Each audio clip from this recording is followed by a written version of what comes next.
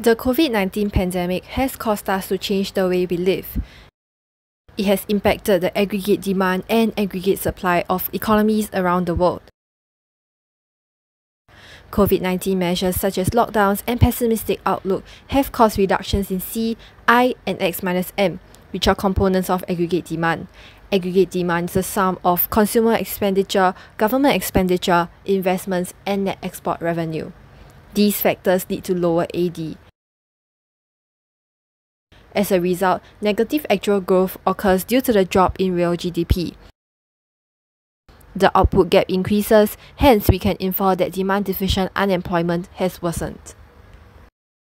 In order to address this, some countries have implemented demand management policies such as expansionary fiscal policy. While it is possible that AS can increase from capital accumulation, for this segment, we are only looking at the demand side effects. The possible shifts in AS will be elaborated in our second case study. Let us take a closer look at our first example, the United States. The US has a large and open economy with a relatively high marginal propensity to consume, compared to countries such as Singapore with smaller domestic markets. In June, the American Rescue Plan was introduced, providing another round of COVID-19 relief with an estimated cost of $1.9 trillion, with a large part of it being used to fund an increase in government expenditure. There will be a flow of funds from the government to firms in the form of increased government expenditure. This depletes the existing stockpiles of firms, which thus requires them to increase their demand for factors of production such as labour. This results in an increase in income to households, causing an increase in income-induced consumption by households, resulting in increased consumer expenditure and the flow of funds to firms. In accordance with the Keynesian multiplier, there will be a multiplied increase in AD due to the initial injection. The subsequent AD increases cause successive unplanned decreases in stocks, and the cycle repeats until the increase in income is too small to further induce increased consumption.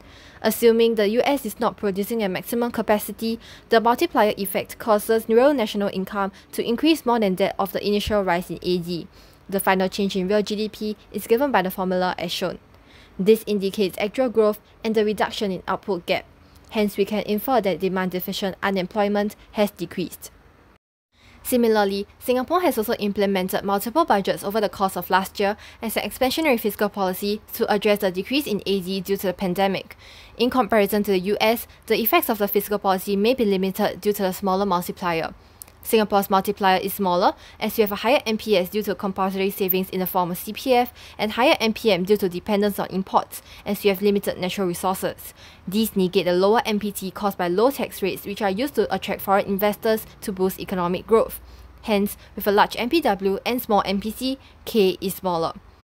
What this means is that for the same increase in injections, the net increase in AD for Singapore would be smaller than that of the US. However, Singapore's fiscal policies are targeted at increasing consumption of the lower income groups to increase its effectiveness, as the NPC tends to be higher, bringing about a more significant increase in AD.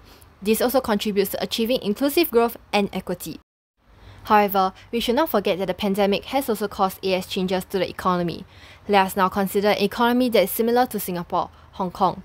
Hong Kong is a small and open economy dependent on trade, and like Singapore, it has also given up interest rate control in the three choices modelled by the open economy trilemma. Hong Kong and Singapore have small domestic markets and hence are highly dependent on trade and capital flows. Hence, it will be more apt to have free capital mobility and control over exchange rates to influence the price of imported inputs. Hong Kong has a similar economic situation, allowing us to draw some parallels to Singapore. Due to the pandemic, Hong Kong, like Singapore, has seen large disruptions to its supply chain. The supply shock reduces the supply of intermittent goods and services, putting an upward pressure on price due to a shortage. This increases firms' cost of production, causing short-run aggregate supply to decrease. To address this, Hong Kong provided subsidies in various industries, such as subsidizing the use of 5G technology to reduce the cost of production for firms. The administration would subsidize 50% of project costs for projects leveraging 5G technologies, subject to a cap of $500,000 for each project. This results in an increase in short-run aggregate supply (SRAS), as producers are more willing and able to supply at each given general price level.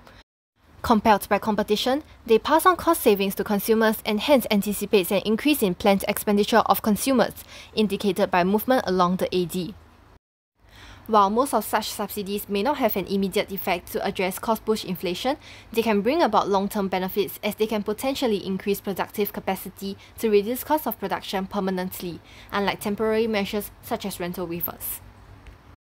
This is also similar to what Singapore is implementing with the Digital Leaders Program. Under the program, the Singapore government would co-fund up to 70% of costs over 2 years to help companies develop an internal team that drives digitalization. Other initiatives include the Job Support Scheme and SG United traineeships programs aimed to reduce the extent of income and job losses.